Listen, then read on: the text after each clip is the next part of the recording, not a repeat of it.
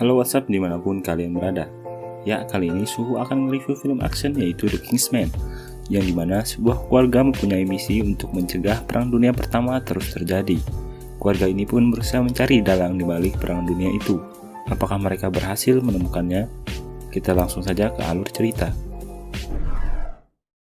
Pada tahun 1902, di Afrika, sebuah rombongan yang mengatasnamakan PMI datang ke sebuah kampung konsentrasi. Oxford bersama istrinya dan anak yang bernama Conrad berada dalam rombongan ini. Oxford kemudian masuk ke dalam kamp konsentrasi untuk menemui Jenderal Kitchener, dan mereka kemudian pergi keluar untuk menemui istrinya Oxford bernama Melly. Akan tetapi, tiba-tiba, serangan sniper mengincar Jenderal dan malah mengenai Oxford, dan sebuah tembakan lagi mengenai prajuritnya. Dan lalu tembakan terakhir dari seorang sniper itu malah mengenai Melly. Sola sang pengawal pun langsung membunuh sniper tersebut. Lalu, Melly pun berpesan kepada Oxford untuk menjauhkan anaknya Conrad dari perang. Conrad yang melihat ibunya mati di depannya langsung memeluk ayahnya, dan inilah film The Kingsman. Scene pun beralih ke 12 tahun kemudian. Oxford dan Conrad baru saja pulang dari mengendarai sebuah pesawat dan mendarat di sebuah lapangan dengan rumah yang sangat mewah. Terlihat para pembantu telah menunggu kedatangannya. Namun ada seorang perempuan yang tidak memberi hormat, yaitu pembantunya bernama Polly. Sesampainya di rumah, ia langsung memanggil Polly. Ternyata ia adalah tangan kanan dari Oxford yang mengatur semua jadwal misi. Di sisi lain, Conrad dan Sola bertanding pisau kayu yang dilumuri cat.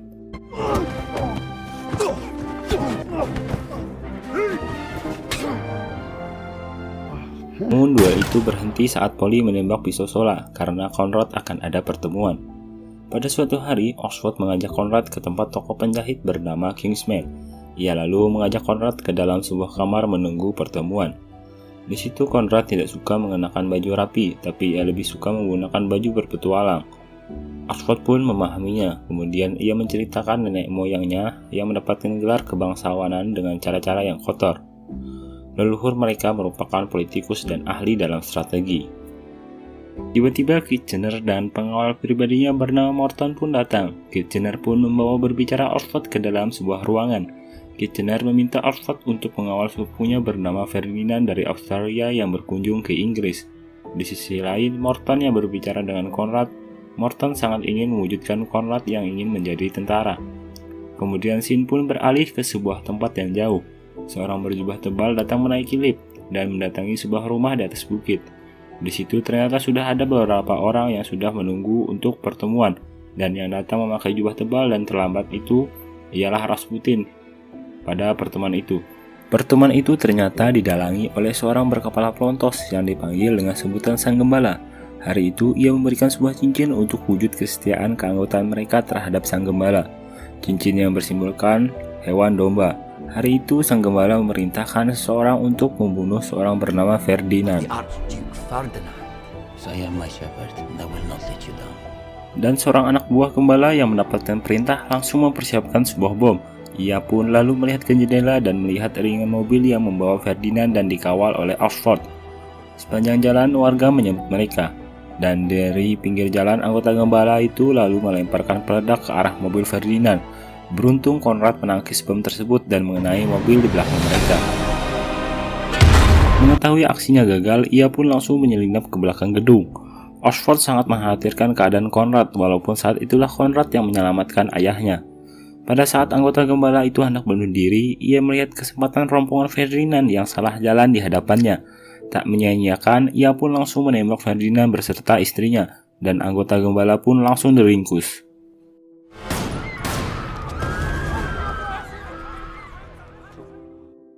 Di kereta, Oxford pun langsung menghubungkan kejadian Ferdinand dengan keadaan kerajaan Australia yang akan tidak stabil. Oxford pun menceritakan tentang bertahun-tahun yang lalu tentang 3 sepupu kecil. Mereka adalah cucu dari Ratu Victoria. Yang paling besar sering membuat onar. Ketiganya sekarang adalah Caesar Kaisar dari Jerman, Tsar Kaisar dari Rusia, dan George Raja dari Inggris. Menurut Oxford, dengan terbunuhnya Ferdinand akan memicu perkelahian lagi seperti masa kecil mereka. Di sisi lain, penasihat Kaisar Jerman menyarankan Caesar untuk membantu kerajaan Austria menyerang Serbia. Alasannya kerajaan Austria menyerang Serbia dikarenakan Raja Ferdinand yang merupakan Raja Austria tewas dibunuh oleh anggota gembala yang mengaku sebagai orang Serbia. Sedangkan Kaisar Tsar Rusia mendukung Serbia. Mau tak mau Raja George harus mencegah perang ini atau mendukung Rusia. Dan hal inilah yang dibicarakan dengan Oxford. Namun, Morton asistennya langsung memberikan saran untuk mendukung Rusia. Dan akhirnya Inggris pun menjadi sekutu Rusia dan melawan Jerman. Dan peperangan pun terjadi. 2 short years sleep. Lewat layar monitor yang menayangkan film dokumenter, ternyata sang gembala adalah seorang Skotlandia dan sangat ingin menggulingkan kerajaan Inggris. Ia pun memerintahkan Rasputin untuk menjalankan misi agar Raja Tsar berhenti memerangi Jerman. Dan kemudian Jerman hanya fokus melawan Inggris. Keselamatan kerajaan Inggris pun terancam. Rasputin pun akan melaksanakan misinya untuk menghasut Raja Tsar. Di sisi lain, Konrad meminta izin untuk ikut wajib militer, tapi ayahnya selalu saja mengindahkannya. Di balkon, Oxford menceritakan ia telah turun di berbagai medan pertempuran, sampai ia mendapatkan salib Victoria dari Ratu Inggris. Kemudian, Oxford sekarang memilih untuk perdamaian, karena menurutnya, menyelamatkan banyak nyawa orang dari terjadinya perang itulah sang pahlawan sejati, bukannya yang gugur di medan perang. Dan banyak yang membunuh orang. Akan tetapi tekad Konrad untuk memasuki ketentaraan tetap bulat. Di sisi lain, Rasputin yang menjadi penasihat Tsar menjalankan misinya dengan memberikan anak Tsar sebuah permen yang diisikan opium hingga ia sakit. Rasputin pun menggendongnya dan membawa ke hadapan Tsar dan istrinya. Rasputin meminta agar Tsar menarik pasukannya dari medan perang karena hal itu anaknya sakit. Itu merupakan bala dari Tuhan karena telah menyerang Jerman. Merasa tak tega, ibunya pun memohon Tsar untuk menarik pasukannya dari perang. Tsar pun dengan terpaksa menuruti sambil diminumi cairan opium. Di sisi lain, ada seorang mata yang melihat kejadian itu. Ia adalah sepupunya Konrad bernama Felix. Ia pun mengirim surat tentang apa yang terjadi pada Raja Tsar. Konrad lalu membawa surat itu kepada Kitchener, dan Morton juga memikirkan apa yang harus dilakukan. Namun Oxford memanggil Konrad untuk pulang. Di suatu saat, Kitchener berada di sebuah kapal yang berada di laut lepas. Morton membawakan setumpuk surat yang harus dibacakan Kitchener. Ia pun izin keluar ke dek kapal untuk istirahat karena sedang pusing. Kitchener pun membawa surat yang diberikan, namun tiba-tiba ada sebuah kapal selam yang siap sedia menyerang. Dan dengan sebuah tembakan rudal yang dikendalikan oleh anggota gembala, dan sebuah tembakan pun melesat dan menghancurkan seluruh kapal. Berita kematian Kitchener pun tersebar di surat kabar. Di meja makan, Konrad menduga terbunuhnya Raja Ferdinand dan Kitchener merupakan sebuah konspirasi yang telah direncanakan. Sementara itu, Oxford sambil membaca surat terakhir dari Kitchener. Mendengar tekad kuat dari Konrad, Oxford pun kemudian mengajak Konrad ke sebuah ruangan rahasia yang dimana Polly dan Sola telah menunggu di sana. Di hari itu, Oxford sudah merasa anaknya tahu segalanya tentang rahasia yang ia lakukan. Oxford menjelaskan keluarga Oxford adalah keluarga intelijen untuk kerajaan Inggris, lewat orang kepercayaan Oxford yaitu Polly dan Sola. Mereka telah mengirimkan berbagai intel yang menyamar ke berbagai negara. Beberapa waktu lalu, Oxford mendatangi Garfilo sang pembunuh Raja Ferdinand. Oxford mendapatkan informasi dari Garfilo bahwa ia merupakan anggota dari sebuah organisasi, dan Oxford juga mengambil cincin keanggotaan gembala milik Garfilo. Dan hal yang menguatkan lagi ialah surat yang diterima Konrad dari sepupunya di Rusia, serta ditambah agen yang berada di Rusia juga mengatakan Rasputin juga memiliki cincin keanggotaan gembala di kamarnya, yang sama seperti Garfilo. Dengan bukti yang sudah kuat, Oxford pun menentukan untuk membunuh pendeta Rasputin.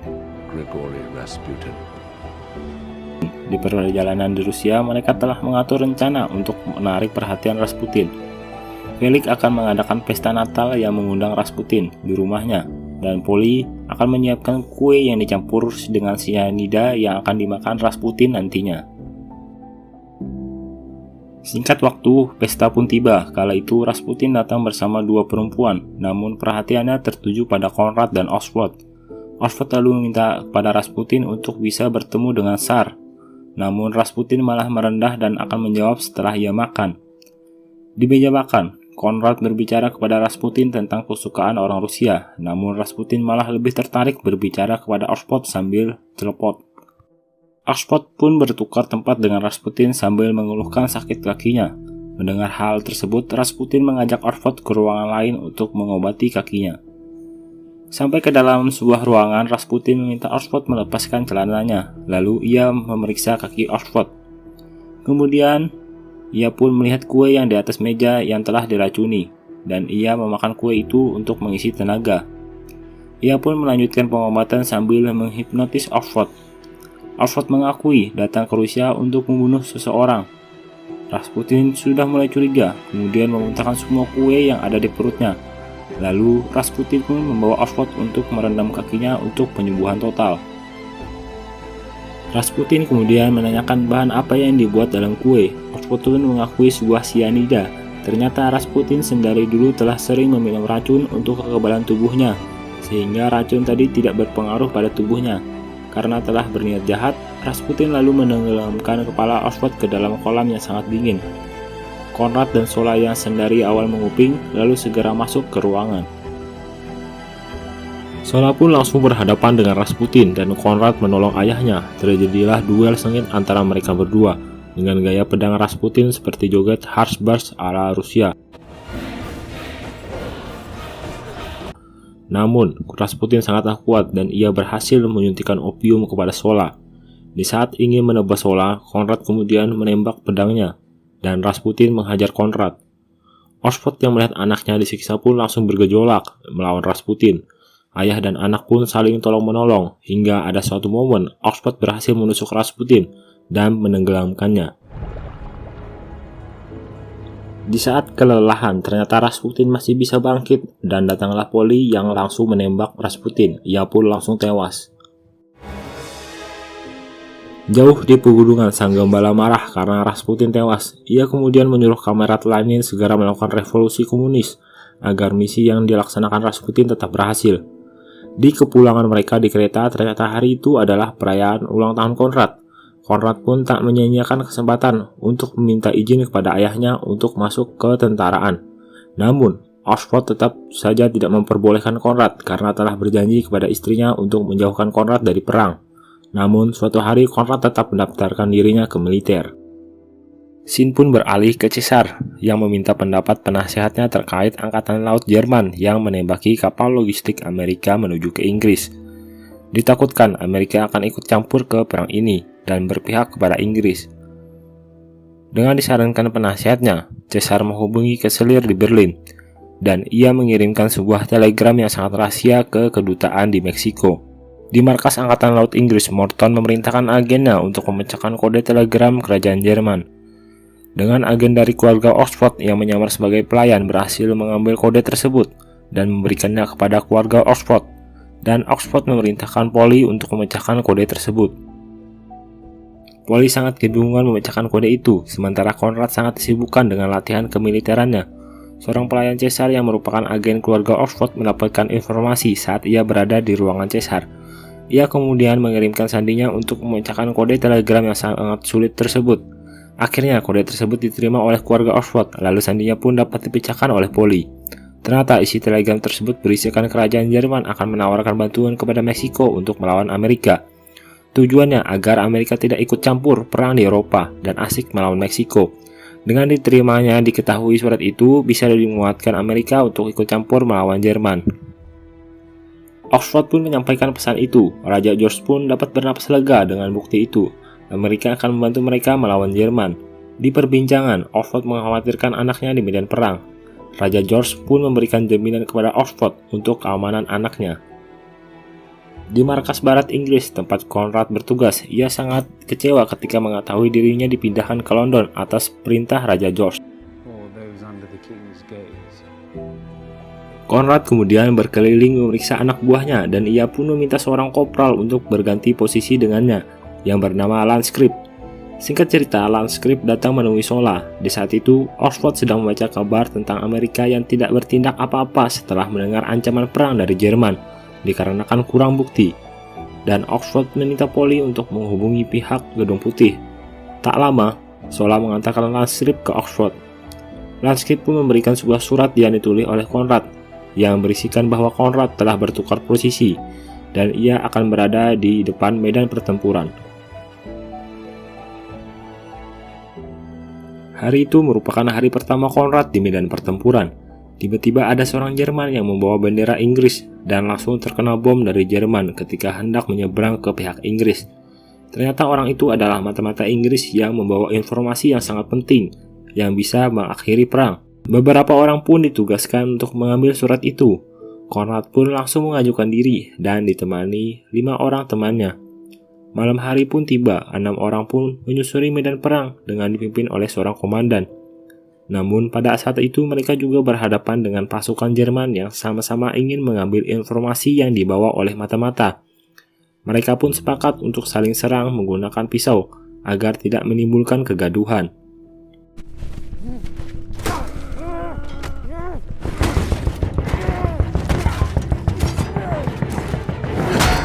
Perkelahian pun berjalan sangat epik, namun ketika Conrad sangat terpojok, komandan kemudian menembak musuhnya Conrad, dan pasukan dari kedua kubu pun langsung menembaki sang komandan.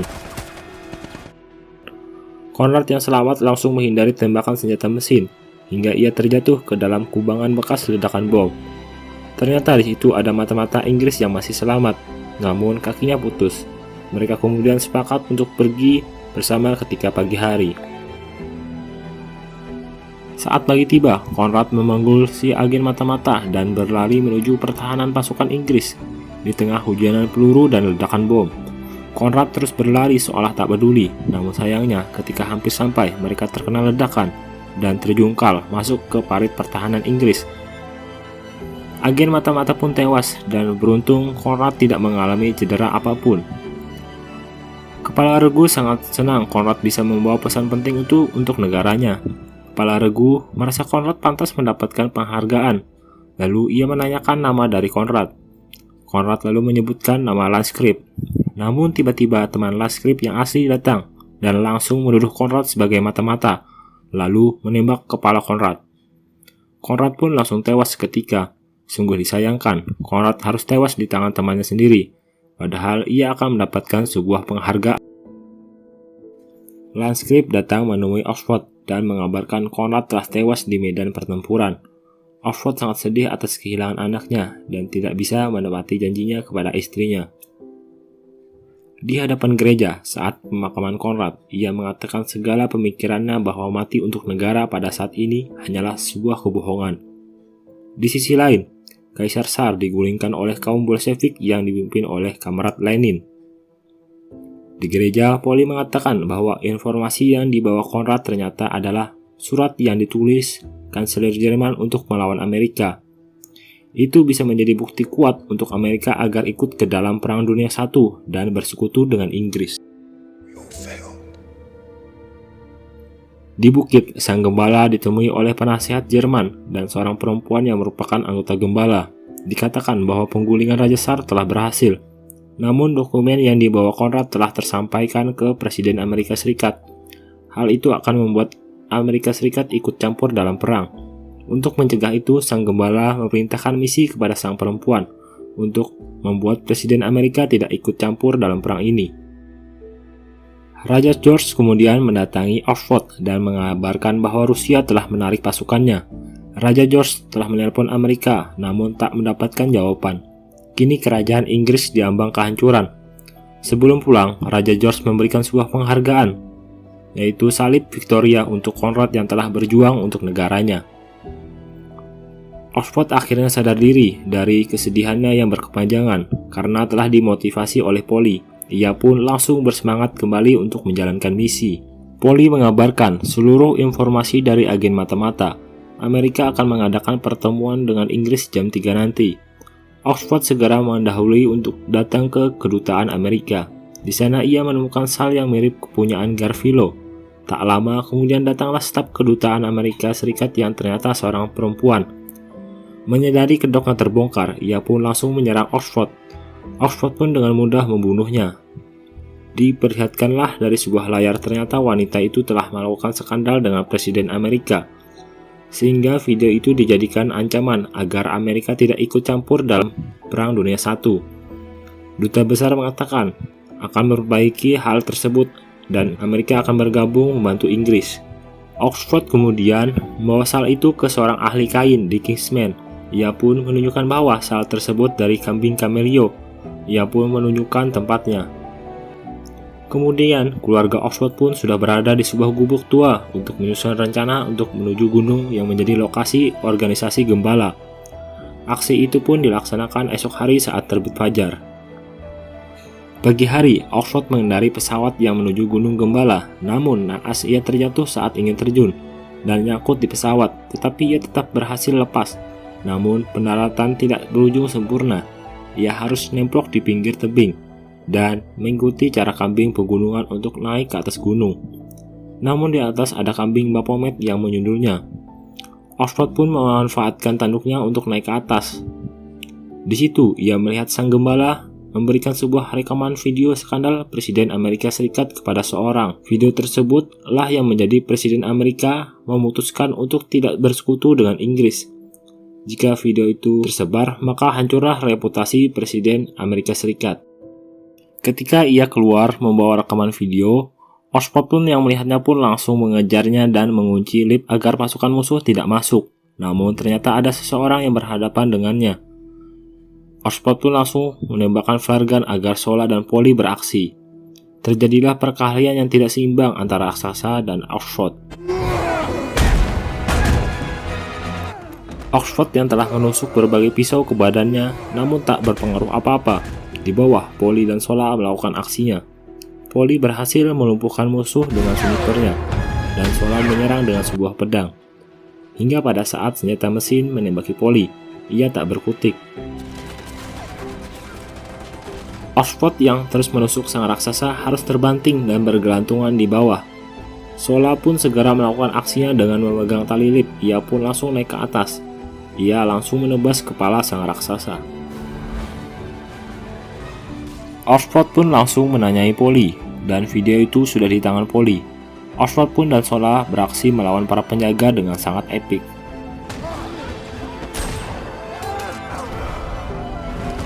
Kini musuh sudah tak tersisa kecuali sang gembala. Saat menapakkan kaki, mereka langsung disambut dengan berondongan peluru. Mereka pun saling baku tembak hingga peluru antara mereka habis. Dan sang gembala meminta untuk duel pedang layaknya seorang bangsawan. Ia pun menunjukkan wujud aslinya. Ternyata ia adalah Morton, sang pengawal Jenderal Kitchener. Ia selama ini berkhianat. Ia pula yang membunuh Jenderal Kitchener dengan kapal selam. Saat ingin bertarung, Morton masih saja berbuat curang dengan menembakkan sebuah peluru yang keluar dari pedangnya.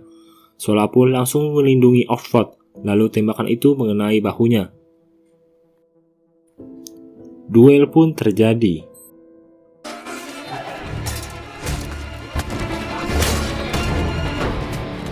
Hingga sampai ketika Morton mengeluarkan sebuah granat, Oxford langsung berlindung pada sebuah tameng besi hingga ia terpental keluar. Morton kembali menyerang Oxford hingga ke bibir tebing. Di saat itu, Oxford sangat terpojok. Beruntung, seekor kambing yang menyeruduk kaki Morton. Oxford langsung mengembalikan keadaan, hingga Morton hampir jatuh dan hanya bergantung pada sal yang dipegang oleh Oxford. Ia pun langsung memotong sal itu dengan medali Victoria. Morton pun terjatuh dari ketinggian. Singkat cerita, di Gedung Putih, seorang pelayan mengantarkan sebuah makanan kepada Presiden Wilson. Saat ia buka, ternyata isinya adalah film skandalnya. Ia pun langsung membakar film tersebut, lalu memerintahkan para jenderalnya untuk berperang melawan Jerman. Kemudian, Perang Dunia I pun dimenangkan oleh pihak Inggris. Raja George pun sangat berterima kasih kepada Oxford. Jika tidak, nasib Raja George akan sama seperti sepupunya Tsar yang digulingkan dan dibunuh oleh agen mata-mata. Lalu Raja Caesar yang diturunkan dari tahtanya. Suatu hari kemudian, di penjahit Kingsman, Oxford mengundang para tamu untuk membentuk sebuah organisasi spionase untuk menjaga perdamaian dunia. Dan diperkenalkanlah anggota-anggota baru berserta nama barunya, dan film pun berakhir. Film ini memberikan gambaran asal-muasal terbentuknya organisasi Kingsman. Namun saya sedikit aneh terkait tokoh Morton yang bisa berpindah-pindah tempat dengan sangat cepat. Tapi saat kita menonton film ini harus menebak siapakah dalang dari semua ini. Apakah Lenin, Vin Diesel, The Rock, Bapak Mim? Namun ternyata dalangnya adalah seorang kepercayaan dari jenderal.